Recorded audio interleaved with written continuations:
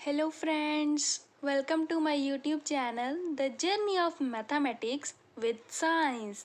तो स्टूडेंट्स आज हम करेंगे क्रैमर्स रूल। ठीक है, डिटर्मिनेंट चैप्टर का ये नेक्स्ट टॉपिक है और नया टॉपिक है क्रैमर्स रूल।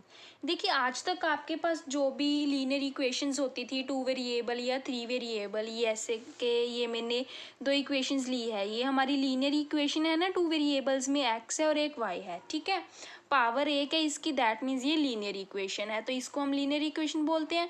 आपने इस इक्वेशंस का सोल्यूशन कैसे फाइंड करते हैं ये चीज़ आप 9th 10th क्लास में लर्न कर चुके हो, पर आज हम करेंगे बाय यूजिंग क्रैमर्स रूल ये इक्वेशंस कैसे सॉल्व करते हैं। और ये चैप्टर डिटर्मिनेंट का चल रहा है, तो ऑफ कोर्स इस चैप्टर में और इस रूल में डिटर्मिनेंट तो यूज़ होगा ही। ठीक है, तो मैं आपको बताती हूँ कि क्रैमर्स रूल क्या होता है, ये कैसे अप्लाई होता है। तो स्टूडेंट सबसे पहले हमें ये चीज़ पता होनी चाहिए कि कोई भी रूल आता है किस लिए आता है और कौन इसे लेकर आता है। ठीक है, तो क्रैमर्स रूल जो जिस भी मैथमेटिशियन लेके आए उनका नेम है गैब्रियल क्रैमर। ठीक है, तो गैब्रियल क्रैमर के थ्रू ये रूल आया और उन्होंने ये रूल इसलिए बनाया कि वो लीनियर इक्वेशंस के सिस्टम को सॉल्व करना चाहते थे इन सम शॉर्ट टाइम और बहुत ही इजी वे से। तो उन्होंने ये एक इजी वे हमको फाइंड करके दिया जिससे हम अपनी linear equations 2 variable 3 variable 4 variable जितनी मर्जी हो उसको हम सॉल्व कर सकते हैं बाय यूजिंग डिटर्मिनेंट्स। ठीक है, तो उसको हम बोलते हैं क्रैमर्स रूल। अब ये क्रैमर्स रूल होता क्या है ये देखिए। क्रैमर्स रूल में स्टूडेंट्स क्या करना होता है, जैसे आपको ये कोई भी इक्वेशन है, सपोज मैं कोई जनरल इक्वेशन ले लेती हूँ ax plus B Y is equals to C. ठीक है, यहाँ पे a1 b1। ऐसे ही अगर मैंने कोई ली a2x plus b2y is equals to D, ये मैंने दो इक्वेशंस ली। ठीक है, इसमें क्या करेंगे हम, इसके जो कॉफिशेंट्स हैं उसका डिटर्मिनेंट लिख लेंगे। अब आपको कॉफिशेंट्स पता है, ये होते हैं ना जो कांस्टेंट a1 b1। हमने क्या करना है, इनको एक डिटर्मिनेंट में लिख लेंगे। ये चीज़ तो आपको पता है, is equals to C D. ठीक है जी, तो अब क्या करेंगे, हमारे पास ये एक डिटर्मिनेंट आ जाएगी और ये एक डिटर्मिनेंट आ जाएगी। ये जो इसके कॉफिशेंट्स के साथ जो डिटर्मिनेंट बनेगी उसको हम प्रोनाउंस करेंगे डी से। ठीक है जी, ये अलग साइड रहेगी, ये अलग साइड, ये जो है इसको हम डी से प्रोनाउंस करेंगे। और ऐसे ही हम कुछ और डिटर्मिनेंट्स बनाएंगे जैसे कि D1। ठीक है, D1 में क्या होगा देखिए, अब मैंने यहाँ पे क्या लिखा है 1, D1। तो हमने क्या करना है, जो इसके फर्स्ट साइड पे कॉफिशेंट्स होंगे उसको रिमूव कर देना है। उसकी जगह क्या लिख देना है हमने, जो इक्वालिटी के साइड पे जो कॉफिशेंट्स है वो, मतलब constant terms like C D B1 B2। ठीक है, इस तरह से हमारा D1 रेडी हो गया। और ऐसे ही हम D2 फाइंड करेंगे। D2, अब मैंने क्या लिखा है यहाँ पे 2, तो क्या करना है, मैंने जो इसका सेकंड कॉलम उसको रिमूव कर देना है। ठीक है, तो उसमें क्या आएगा ये देखिए स्टूडेंट्स, उसमें जो फर्स्ट पे हमने लिखना है a1 a2 और साथ में क्या लिख देना है इसके कांस्टेंट, ये इसे रिमूव कर दिया। इस तरह से हमारा ये जो 2x2 मैट्रिक्स इसका डिटर्मिनेंट था, तो इसके आगे भी दो ही डिटर्मिनेंट बनेंगे। ठीक है, बिकॉज ये 2 वेरिएबल्स की इक्वेशंस थी। अगर आपको 3 वेरिएबल या 4 वेरिएबल इससे भी फर्दर कोई इक्वेशन आती है तो जितने वेरिएबल होंगे किसी क्वेश्चन में, उस क्वेश्चन में उतने ही आपके डिटर्मिनेंट्स बनेंगे।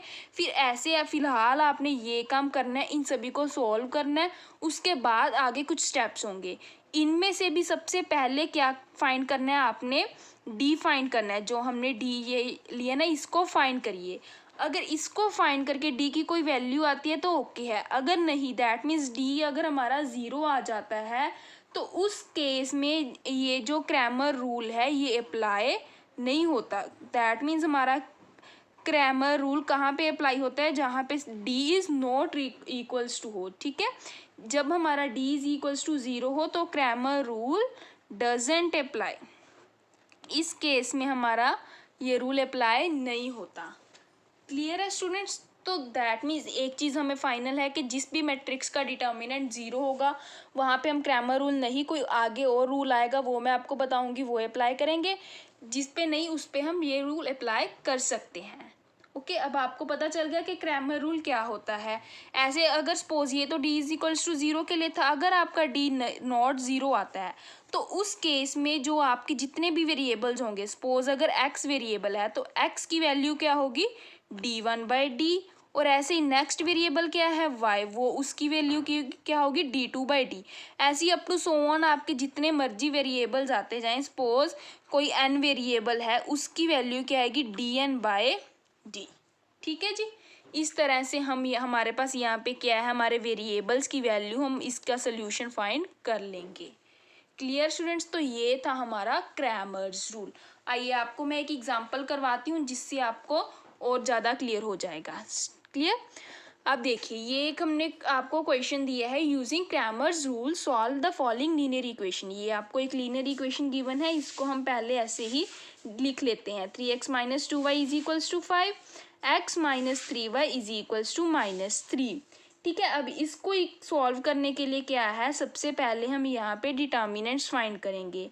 उसके लिए क्या है, जो भी हमें ये वेरिएबल्स इक्वेशंस हैं उसके कोफिशिएंट लेंगे। उसके कोफिशिएंट लिए हमारे पास ये आ गए 3 - 2, यहाँ पे 1 - 3। क्लियर है। अब क्या फाइंड, हमने इस डी को फाइंड करना है, डिटर्मिनेंट फाइंड करना आता है आपको।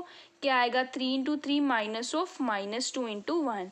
स्टूडेंट्स, अगर आप मेरे चैनल पे फर्स्ट टाइम आए हो तो मैं आपको बता दूं कि मैंने इसकी वीडियो ऑलरेडी बनाई हुई है, तो आप वहां से जाके चेक कर सकते हो, और इसका लिंक भी मैंने अपने डिस्क्रिप्शन में दिया हुआ है। ठीक है। तो ये देखिए, यहाँ से हमारा डी की वैल्यू क्या आ गई -7। अब हमारा डी क्या है, नॉट इक्वल टू 0, 0 के इक्वल तो नहीं है ना, देयरफॉर हम यहाँ पे क्रैमर्स रूल अप्लाई कर सकते हैं। ओके। तो बाय क्रैमर्स रूल क्या आएगा, अब हमें, मैंने आपको बता दिया ना कि क्रैमर्स रूल डायरेक्टली इसके जो वेरिएबल्स की वैल्यूज बताता है। कैसे, जो इसका फर्स्ट वेरिएबल x होता है उसकी वैल्यू क्या होती है d1/d। ये देखिए, यहाँ पे मैंने आपको बताया था ना।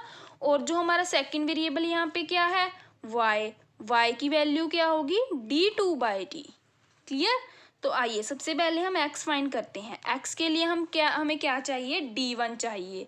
तो हमें इसके लिए हम पहले d1 फाइंड करेंगे। देखिए d1 क्या बनेगा, जब d1 बनाना होता है तो मैंने आपको क्या चीज़ बताई थी कि जो इसका फर्स्ट कॉलम रिमूव करके इसकी जो कांस्टेंट टर्म्स है वो ले लीजिए। वो क्या है 5 - 3, और बाकी सेकंड कॉलम वही रहेगा -2 -3। क्लियर। तो इसकी वैल्यू फाइंड कीजिए। ये क्या आ गया 5 × -3 -2 × -3। ठीक है जी। तो इसको सॉल्व करके हमारे पास क्या आता है, ये देखिए -21। क्लियर है। तो हमारे पास d1 की वैल्यू क्या आ गई अब -21। ठीक है। ये देखो स्टूडेंट्स, यहाँ पे हमारे पास d की वैल्यू क्या थी -7, और d1 की वैल्यू क्या है -21। तो यहाँ से हमारे पास क्या है, x की वैल्यू आ जाएगी ना। ये देखिए, x की वैल्यू क्या थी d1/d। d1 की वैल्यू इज -21, d की वैल्यू 7, दैट मीन्स हमारे पास x की वैल्यू क्या आ गई 3। ओके। तो हमारा इस तरह से एक वेरिएबल x तो आ गया ना। क्लियर है। अब इसी तरह हम फाइंड करते हैं y वेरिएबल। ठीक है। y वेरिएबल के लिए देखिए क्या होता है, y वेरिएबल की वैल्यू क्या आएगी d2/d। तो इसके लिए हम सबसे पहले क्या फाइंड करेंगे, डिटर्मिनेंट d2।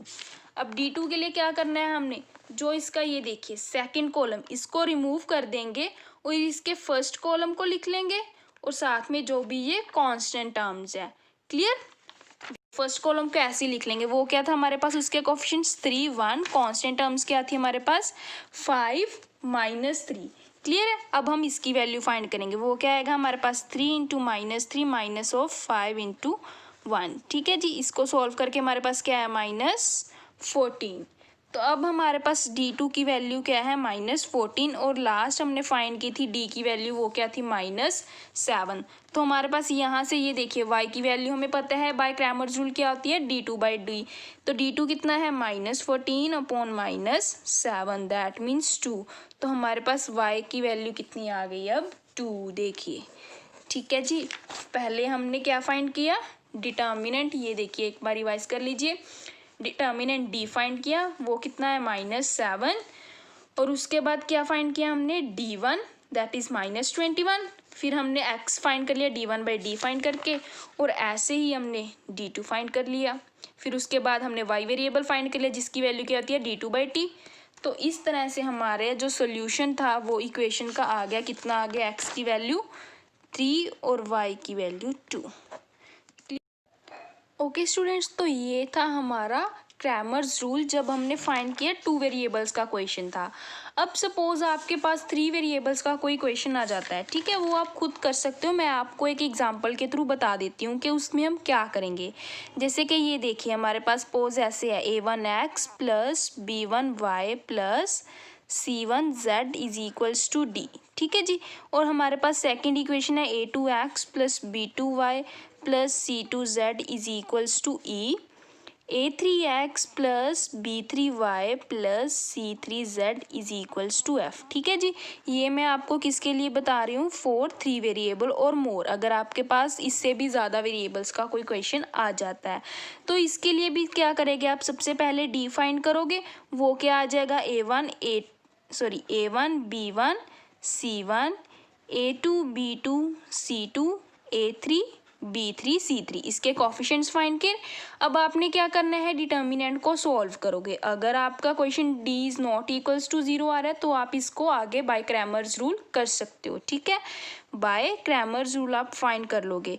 क्रैमर्स रूल के अकॉर्डिंग जो इसका x वेरिएबल होगा वो क्या होगा, d1/d, और जो इसका y वेरिएबल होगा वो क्या होगा, d2/d, और z वेरिएबल क्या होगा, d3/d। और जिसमें से ये d1 d2 d3 वो क्या होंगे, ये देखिए d1 में क्या करना है आपने, बस इसका फर्स्ट कॉलम को हटा दीजिए, उसकी जगह क्या कर देना, इसके कांस्टेंट टर्म्स लिख दीजिए, d-e-f, यहाँ पे b1 b2 b3, यहाँ पे c1 c2 c3, ये आपका d1 आ गया। इसी तरह से आपका d2 आ जाएगा, उसमें बस आपने ये सेकंड कॉलम रिमूव कर देना है। इसकी जगह क्या लिख दोगे आप, ये कांस्टेंट्स d-e-f और c1 c2 c3, ठीक है जी। इसी तरह से d3, इसमें आप ये थर्ड कॉलम रिमूव कर दोगे, वो क्या आ जाएगा, a1 a2 a3, b1 b2 b3 और d-e-f। क्लियर। तो इस तरह से हम क्या कर लेंगे, अगर हमारा 3 वेरिएबल्स का क्वेश्चन आए तो इस तरह से कर सकते हैं। अगर फिर भी स्टूडेंट्स आपको प्रॉब्लम आए तो आप मुझसे कमेंट सेक्शन में कमेंट करके पूछ सकते हो, मैं वहाँ पे आपको फिर दोबारा अलग से इस पे एक वीडियो बना दूँगी। अदरवाइज़ आप कर सकते हो, ये क्वेश्चंस बहुत ईजी हैं, ठीक है। ये मैंने आपको बताया था कि जब d is not equals to 0 हो। अब नेक्स्ट वीडियो में मैं आपको बताऊँगी कि अगर आपका डिटर्मिनेंट 0 आ जाए तो फिर हम क्रैमर्स रूल को कैसे अप्लाई कर सकते हैं, वहाँ पे कैसे इसका यूज़ कर सकते हैं। क्लियर। अब अगर ये वीडियो आपको मेरी अच्छी लगी हो तो इसे लाइक करना, अपने फ्रेंड्स के साथ शेयर करना, और जाते जाते मेरे चैनल को सब्सक्राइब कर देना, और राइट साइड पे जो आपके बेल आइकन है ना उसे ज़रूर प्रेस करना, सो दैट आपको मेरी हर वीडियो की नोटिफिकेशन मिलती रहे। Okay guys, thank you.